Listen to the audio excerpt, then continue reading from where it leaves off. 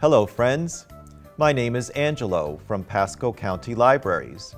Today I'm going to read Rainforest by Julia Groves. I would like to give a very special thank you to Child's Play Publishing for allowing me to read this book.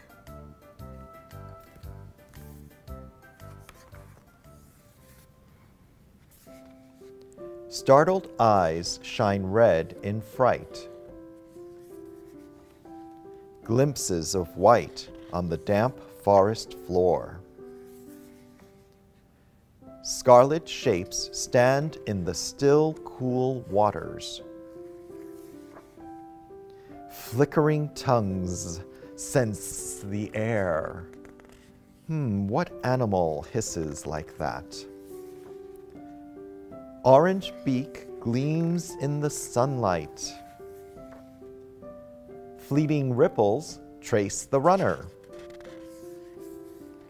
Quiet companions in the shade of the trees. Tiny foragers transport their treasure. Bright glimmers in the dark water. Slowly stalking, majestic and silent.